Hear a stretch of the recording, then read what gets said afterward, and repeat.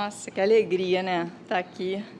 E a gente sempre fala isso, a vibração tá maravilhosa, mas hoje tá, gente. Estava falando com a Anabela aqui, eu não posso me concentrar muito não, senão não vou conseguir fazer a palestra, porque estou me sentindo tão envolvida, né?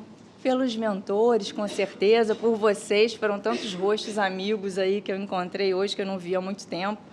É sempre muito bom, né? Então, nossos primeiros pensamentos são sempre de agradecimento a Deus por essa oportunidade dessa encarnação, né? E a irmã Maria Angélica, essa equipe espiritual maravilhosa que nos prepara esse lugar para nós conversarmos sobre a doutrina de Jesus. Bom, eu queria hoje começar o nosso estudo aqui contando uma história para vocês sobre um dos apóstolos do Cristo, Bartolomeu. Não é dos apóstolos mais populares, né? Como Pedro, como os evangelistas, mas era um dos apóstolos mais dedicados. Todas as suas horas, todas as suas oportunidades eram dedicadas a acompanhar o Mestre. Mas Bartolomeu era uma pessoa triste. Por muitas vezes, o Mestre o surpreendeu em meditações muito dolorosas, né? Compenetrado ali naquela tristeza. E certa vez, enquanto os outros colegas estavam distraídos ali, naquelas palestras na casa de Simão Pedro, Jesus encontrou a oportunidade de conversar com ele, assim, mais intimamente, e Bartolomeu acabou abrindo seu coração. Ele disse para o Cristo que ele não sabia explicar o motivo daquela tristeza que ele carregava. Mas quando ele ouviu Jesus explicar que o seu reino não é deste mundo, ele se encheu de esperança, de alegria. Mas, ao mesmo tempo, ele olhava à sua volta e se entristecia mais ainda pelo que via, as misérias no caminho da terra, muitas vezes as sombras do mal que pareciam obscurecer as coisas mais puras. Muitas vezes parecia que a vitória era do crime, do mal, do sofrimento. E aí Jesus diz para ele assim: Bartolomeu, o Evangelho precisa florescer primeiro na alma das criaturas, antes de frutificar para o espírito dos povos. Então, vejam a importância dessa sentença de Jesus. Antes, precisamos edificar dentro de cada um de nós, é o individual primeiro, e depois o coletivo. E disse mais, que a jornada na Terra é uma jornada de trabalho. E as tribulações que sofremos são um convite amigo do Pai, para que as verdades do reino dos céus possam florescer nos corações das criaturas. E Bartolomeu entende, né, o que Jesus está dizendo e pergunta assim: mestre, então o discípulo do Evangelho precisa ser uma fortaleza, deve ser uma fortaleza permanente? A gente não pode nem dar aquela fraquejadinha assim de vez em quando, né? Aí Jesus diz para ele: Bartolomeu, o Evangelho, a verdade, não exige, ela transforma. E é por isso que a alegria, a coragem e a esperança devem fazer parte sempre da vida do discípulo. Bartolomeu reflete sobre aquilo, enche seu coração de esperança, renova, né, as suas esperanças, mas imediatamente ele lembra que não fazia muito tempo sua mãe havia descido para a sombra do sepulcro. E aí ele pergunta, ansioso: Mestre, a tristeza é justificável naqueles momentos em que a gente perde um ente querido? E aí Jesus responde assim para ele: mas quem estará perdido se Deus é o Pai de todos nós?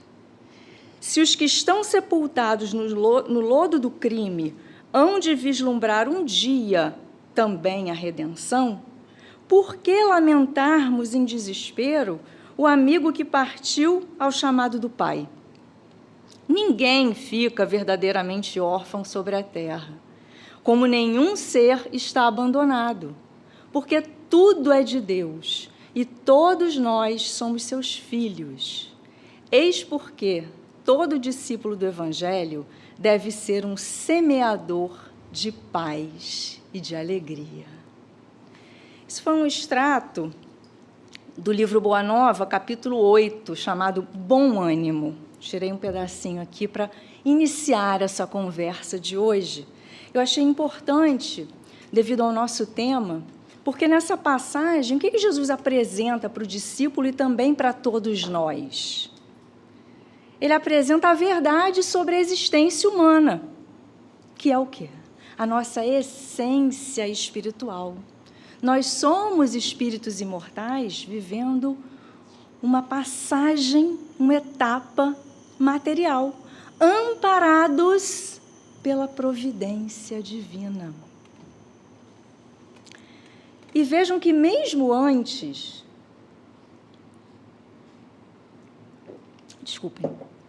mesmo antes das luzes do Evangelho descerem sobre nós com a vinda do Cristo, o homem já acreditava de alguma forma na vida futura, na sobrevivência após a morte. A humanidade sempre acreditou num ser supremo, num Criador, um ser divino ao qual ela estava submetida. O homem primitivo, ele adorava a Deus nas formas da natureza, temia o desconhecido. Então, ele temia o trovão, os relâmpagos, os movimentos do sol. Ele achava que Deus, aquele ser supremo, estava ali. Mas essa relação do homem com o Criador, ela foi mudando, né? À medida que as civilizações foram avançando, né, com o desenvolvimento, a evolução do pensamento humano, isso foi mudando. O homem percebeu, né, o conhecimento mostrou para nós quem era, de fato, o que é Deus. Tem um artigo muito interessante na Revista Espírita, de 1868, mês de agosto. E aqui só um parênteses para quem não conhece, a Revista Espírita era um periódico coordenado por Allan Kardec, lá nos idos de 1800 e alguma coisa, na época da codificação, né? Um periódico que debatia, né, sobre ciência, filosofia e religião, sobre a nova doutrina que estava chegando, sendo codificada. E não só os apoiadores, como também os críticos de Kardec, tinham espaço ali. Os debates eram muito ricos e os estudos são muito importantes e ricos para nós hoje, complementam muito bem os nossos estudos. Então, fica a dica também para quem quiser buscar.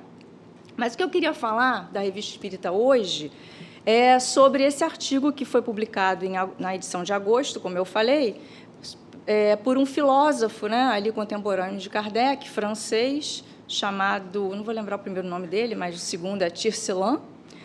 Ele disse, nesse artigo, que desde que a humanidade pensa, ela acredita na existência da alma, um princípio imaterial diferente do corpo. E que a ideia, a crença na vida futura, ela remonta ao período neolítico, 12.000 anos antes de Cristo. Como é que se sabe? Os arqueólogos e cientistas encontraram, ao lado de corpos enterrados, vestígios de ornamentos, alimentos, armas. O que isso indica?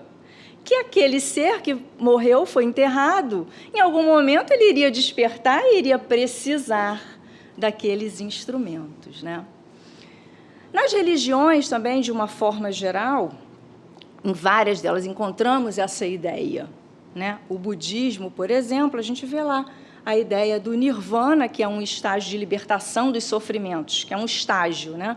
Quando nós atingimos esse estágio, cessa o ciclo das reencarnações. No Egito Antigo, os corpos eram embalsamados, preparando-os também para uma nova vida, né? No judaísmo, essas ideias, de forma mais explícita, a ideia da ressurreição, ela é encontrada, se eu não estou enganada, 165 anos antes de Cristo, no livro do profeta Daniel. Eu digo se eu não me engano porque pode haver alguma outra referência que eu desconheça, mas, pelo que eu sei, as referências mais explícitas datam aí de pouco menos de 200 anos antes de Cristo, né? Então, o que a gente pode concluir? Que, de uma forma geral, os povos, cada um à sua maneira, detêm uma crença, né, na vida futura. E, justamente por isso, é que muitas culturas celebram o Dia de Finados, ou o Dia dos Mortos, que é o tema da nossa palestra de hoje. Uma tradição que iniciou na França, no ano de 998, quando um abade chamado Odilon de Cluny, ele decidiu dedicar um dia para a prece para os falecidos, porque a Igreja Católica não disponibilizava, não determinava um dia único para que se fizesse isso. As pessoas normalmente encomendavam as almas ou rezavam pelos seus mortos alguns dias depois da morte ou no aniversário da morte.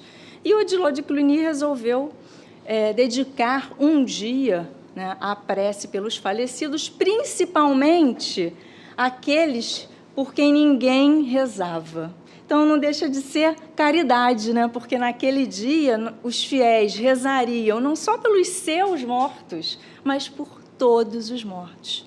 E assim ficou o dia 2 de novembro, o dia de finados. E aí, por que dia 2 de novembro? No dia 1º, a Igreja Católica celebra o Dia de Todos os Santos, que tem uma história interessante também. Eu sou cheia de histórias, tá, gente? Não durmam, não. É uma história interessante também sobre essa data, Dia de Todos os Santos. Por volta do ano 610, o imperador bizantino, convertido ao cristianismo, doou para a Igreja o Panteão Romano, aquela edificação, né, imponente que nós encontramos hoje lá, onde fica o centro histórico de Roma atualmente. Alguns de vocês, de repente, já foram, já visitaram. Era um templo pagão, porque Roma, o Império Romano, era pagão antes da conversão, né? E aí o Papa Bonifácio V, que recebeu esse presente, ele resolveu transformá-lo numa igreja e dedicou aquele templo a Nossa Senhora e a todas as almas santas e os mártires da igreja. Então, ficou, assim, o Dia de Todos os Santos. Isso aconteceu em maio, mas tempos depois, um outro Papa, Inocêncio III, mudou a data. Aí não me perguntem por quê, porque eu não achei uma fonte assim muito segura explicando por quê, mas virou o dia 1º de novembro. Então, dia 1º de novembro, o dia de Todos os Santos. E o dia 2 de novembro, o dia de todas as outras almas que não eram santas, né? Interessante também, e lógico até.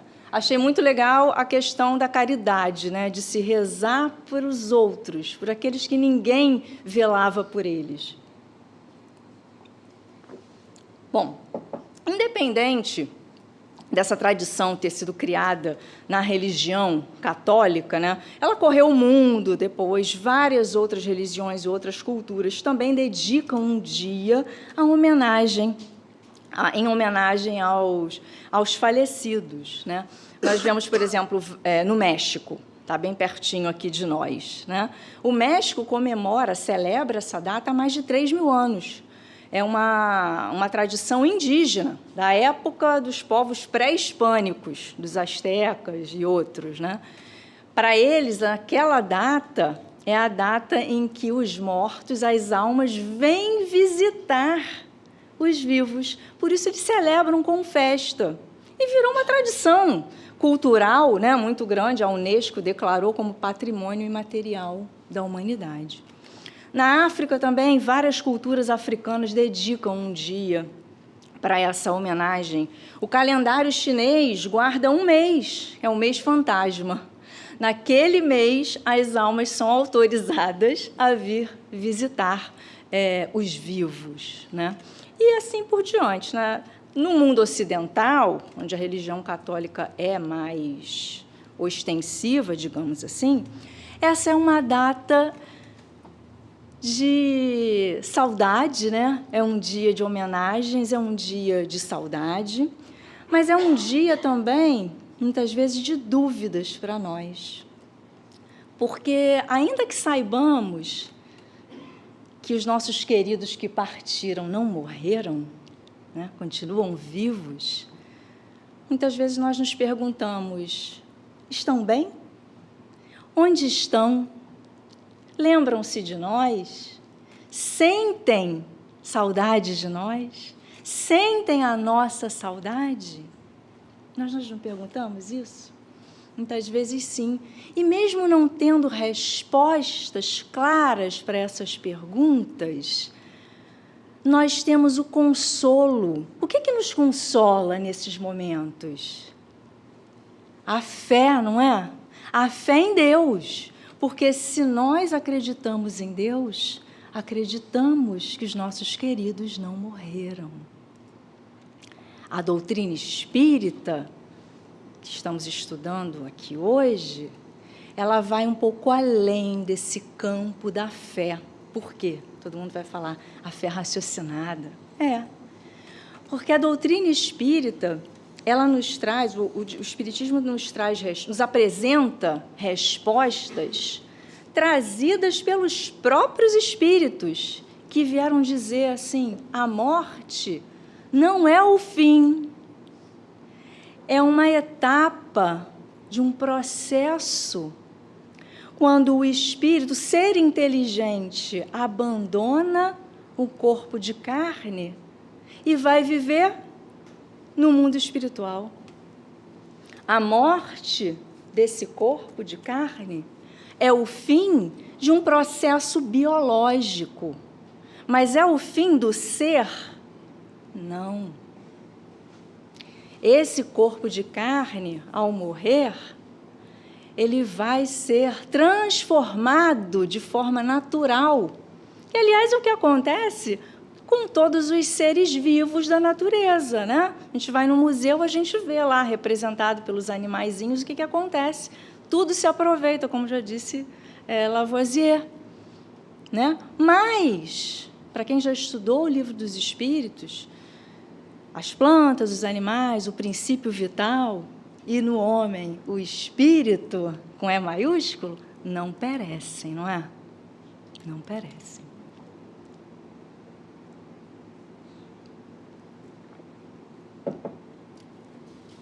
Trouxe algumas outras coisas aqui para falar. Queria lembrar, antes da gente seguir assim, para uma outra fase do estudo, que eu acho importante nesse momento que a gente está falando da morte do corpo e da continuidade do espírito, a gente lembrar... Desculpa, mas é que hoje realmente a emoção está forte aqui. Devo estar vermelha, azul, roxa, de tudo quanto é jeito. Então, vamos lá, vamos seguir. É importante a gente lembrar, de uma forma simples e rápida, eu vou tentar, a época da codificação, em que o materialismo estava em franca expansão. E aí vamos lembrar, a gente começou aqui o estudo falando que a humanidade, de alguma forma, sempre acreditou numa vida futura, né? Então, em que momento será, como o homem passou a desacreditar nessa vida futura e cedeu espaço para a ideia de uma vida puramente material? Porque era isso que estava acontecendo, né? Quem nos responde é Kardec. Cadê? Aqui. Também lá na Revista Espírita, no mesmo ano, 1868, só que numa edição do mês de outubro, ele disse assim, a respeito desse tema: a causa principal da incredulidade está na insuficiência das crenças religiosas em satisfazer a razão. Olha só. Até dá para a gente pensar isso de uma forma natural, porque naquela época, né, à medida que a ciência foi avançando, o homem foi adquirindo conhecimento, desenvolvendo seu intelecto, ele começou a se questionar. não aceitava mais uma fé imposta, aquela fé cega. Porque vamos lembrar, durante o longo período da Idade Média, a Igreja Católica dominava o conhecimento, né? O conhecimento ele era multiplicado dentro dos colégios das igrejas, né? Os padres, os abades, eles detinham conhecimento. As missas, as pregações, elas eram feitas em latim. Quem entendia latim, pessoal? Os padres. Né? Foi à custa de muita luta, muito sangue e suor, depois da Reforma Protestante, é que as pregações passaram a ser feitas na língua do povo. Então, o povo não entendia, a fé era imposta, ele simplesmente acreditava. Então, naquele momento, quando surge o Renascimento, a ciência rompe com o teocentrismo, ela vai buscar respostas. Só que ela foi migrando para o lado oposto, para o polo oposto do racionalismo, muito guiada pelos estudos naturalistas, que desprezavam tudo que não fosse material, desprezavam o natural. Então, o homem foi até se afastando de Deus, negando a existência de Deus. Mas, gente, quem aqui acredita em Deus? Acho que todo mundo, né? Eu também. E nesse momento lá, o que aconteceu? Veio a doutrina espírita. Começaram a brotar, fiquei até arrepiada, começaram a brotar de todos os cantos do mundo o quê? As comunicações espíritas. E o resto vocês já sabem, já estudaram na codificação, não é? Então, naquele momento, os espíritos vieram dizer o quê? Não morremos. E mais, os seres, né, que morreram, esses que vocês estão vendo, a morte do corpo, não perdem a sua individualidade. Pelo contrário, eles sabem quem são, por que nasceram, por que morreram, têm esperanças de futuro, sentem saudade de nós, sentem o nosso carinho, o nosso amor, e quando podem, vêm nos visitar, tal como faziam quando estavam encarnados. Desculpa, eu me desconcentrei um pouquinho, porque a emoção está bem forte, tá? Então, seguindo nessa linha, eu trouxe algumas questões do Livro dos Espíritos para a gente ler aqui juntos. Kardec, motivado por tudo isso que a gente está falando, ele pergunta assim, ó, a partir da questão 320, os espíritos são sensíveis à saudade dos que o amavam na terra? Resposta, muito mais do que podeis julgar. Essa lembrança aumenta-lhes a felicidade se eles são felizes. E se são infelizes, serve-lhes de alívio. Compreendem a importância da nossa saudade, do nosso amor? Servem de alívio para quem precisa e aumenta a felicidade daqueles espíritos que já alcançaram um plano que nós ainda estamos lutando para alcançar. A pergunta seguinte é, e o dia de comemoração dos mortos? Tem alguma coisa de mais solene para os espíritos? Eles se preparam para visitar aqueles que vão orar sobre os túmulos? Resposta. Então esse é para eles um dia de reunião junto às sepulturas? Eles reúnem-se em maior número nesse dia, porque maior é o número de pessoas que os chamam. Mas cada um só comparece em atenção aos seus amigos e não pela multidão dos indiferentes. E por que isso, hein? Eles falaram aqui que os espíritos atendem ao chamado do pensamento. Por quê? Quem está estudando, quem já estudou na casa sabe. Sintonia e afinidade. Olha o que Kardec diz sobre isso lá no Evangelho segundo o Espiritismo. os seres encarnados, nós e desencarnados, estão todos mergulhados no fluido universal que preenche o espaço, preenche tudo que existe no universo. Esse fluido é impulsionado pela vontade, a qual é o veículo do pensamento.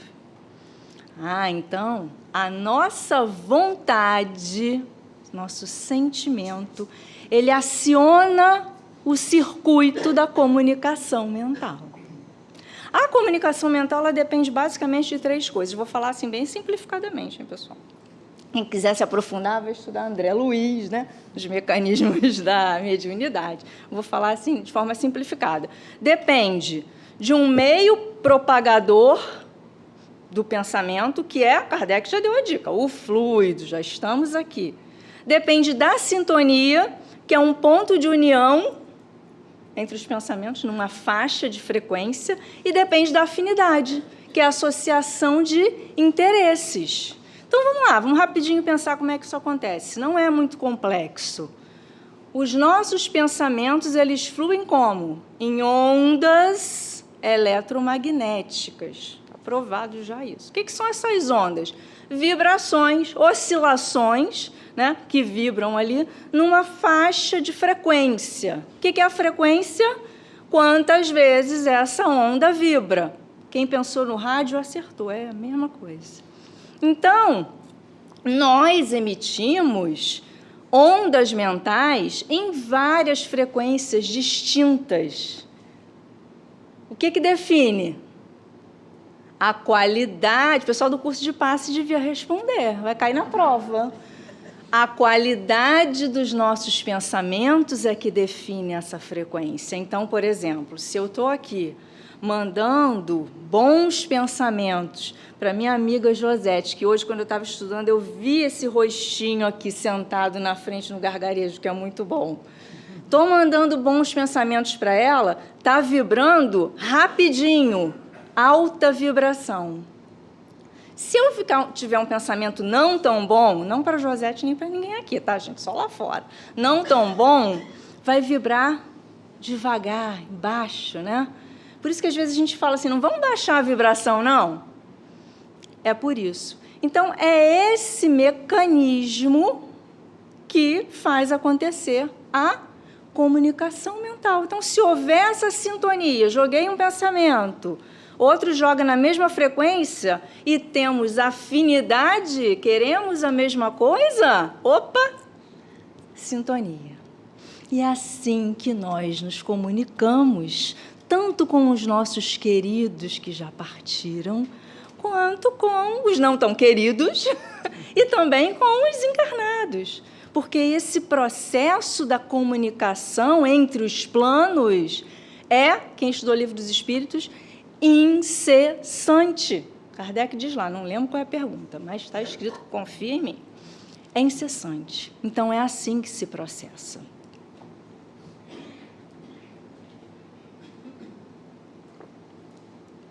Tem uma última pergunta ainda, para a gente fechar esse bloco.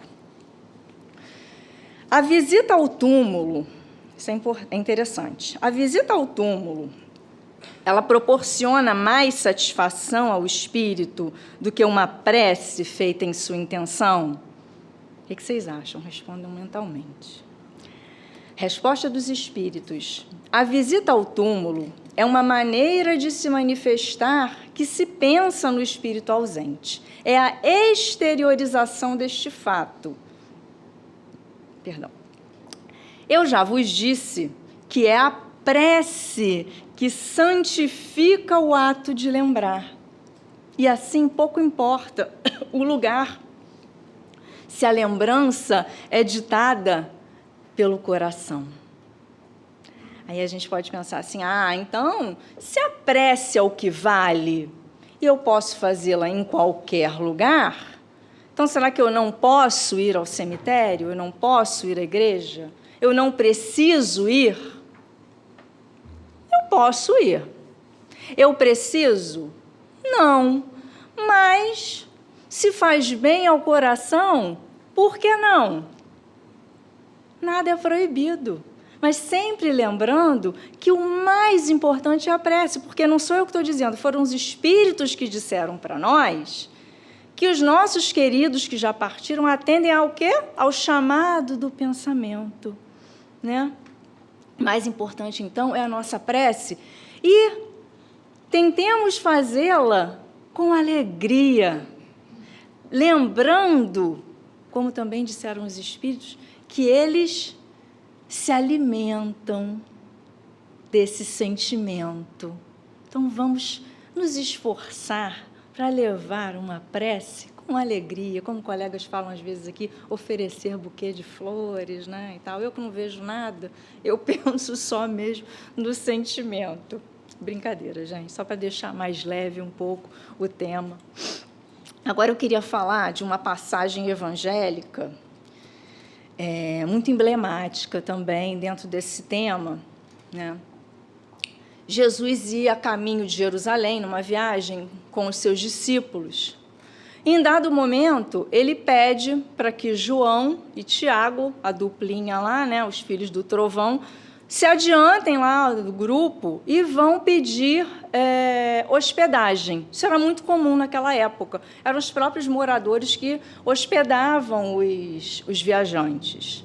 Eles vão, mas, pasmem, ninguém quis receber Jesus. Às vezes eu fico pensando, ai, meu Deus, será que eu fui uma dessas criaturas que agora estou aqui penando? Ninguém quis receber. E eles voltaram chateados e falaram assim, mestre, se quiseres, lancemos fogo sobre eles, assim como fez Elias. Aí, fazendo uma referência a uma passagem do Antigo Testamento, quando Elias, né, lançou fogo sobre uma população inteira e tal. Aí o mestre responde, eu não vim para aniquilar as almas, eu vim para salvá-las. Aí já fica o primeiro ensinamento, né? Nem sempre aquilo que a gente quer, aquilo que a gente acha que é o inimigo que está ali, a gente tem que segurar a onda. Jesus não veio para aniquilar, veio para salvar. Aí segue em viagem. Mais adiante, um homem se aproxima dele e diz assim, mestre, eu te seguirei por onde fores. Aí Jesus olha para ele, eu fico imaginando, né, o rosto de Jesus, e diz assim, as raposas têm tocas, os pássaros têm ninhos, mas o filho do homem não tem onde reclinar a cabeça. O filho do homem era como Jesus se autodenominava. Ou seja, como quem diz para o homem, eu nada tenho de meu para te oferecer. Queres mesmo seguir comigo? E aí Jesus continua olhando ali na multidão e vê um jovem. E aí diz assim, tu, segue-me. Deve ter sido assim mesmo, né? Eu? Eu? E aí o rapaz diz, posso antes ir enterrar o meu pai? A resposta do Cristo para ele, vocês já devem saber, quem conhece essa passagem. Deixai aos mortos o cuidado de enterrar os seus mortos. Quanto a ti, vai anunciar o reino dos céus. Uma resposta minimamente estranha, né? Vinda do Cristo.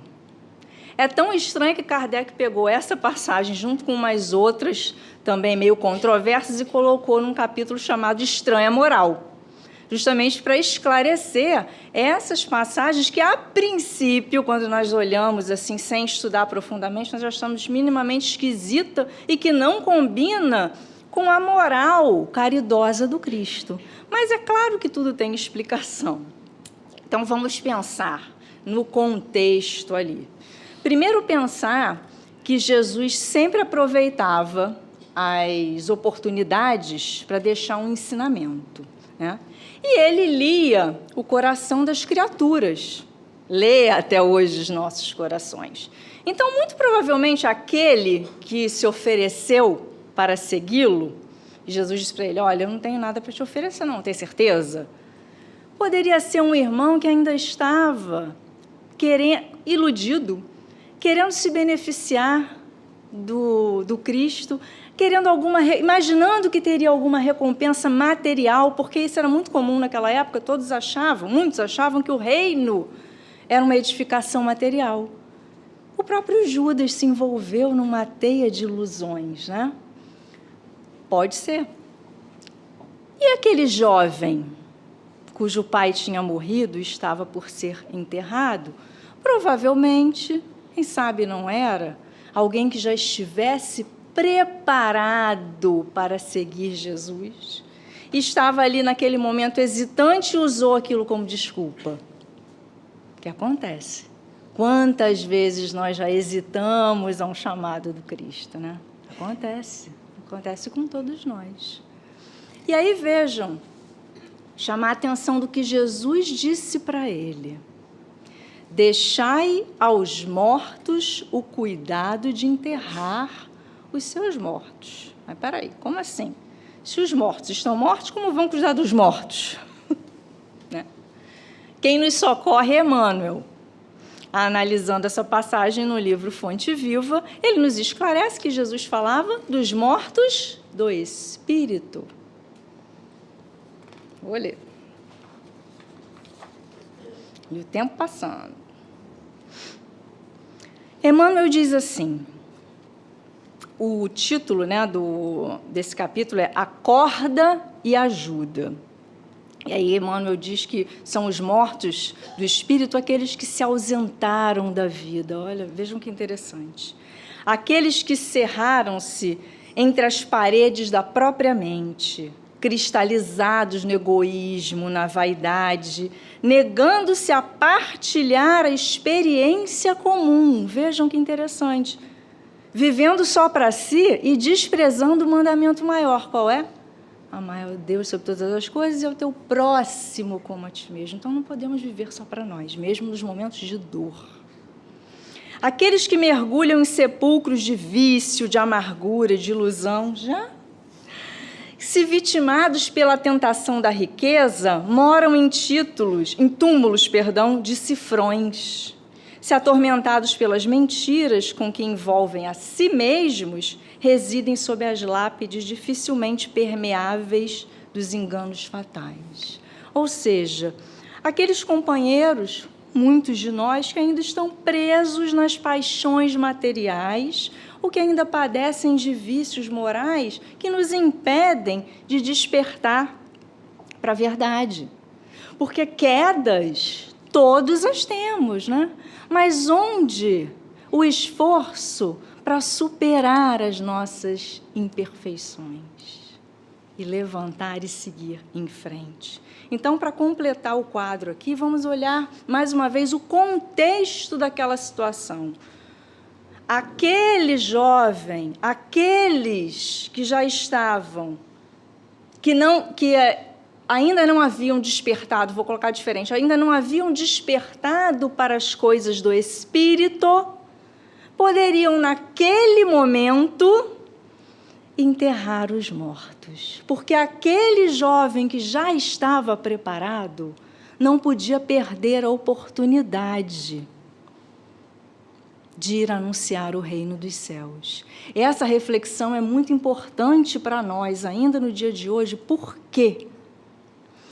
Porque nos nossos momentos de quedas, de dores profundas, doenças graves, perdas materiais, desarmonias familiares, perda de entes queridos, quando nós vemos nosso mundo desabar, muitas vezes movidos, dilacerados pela dor, nós nos fechamos e paralisamos a marcha.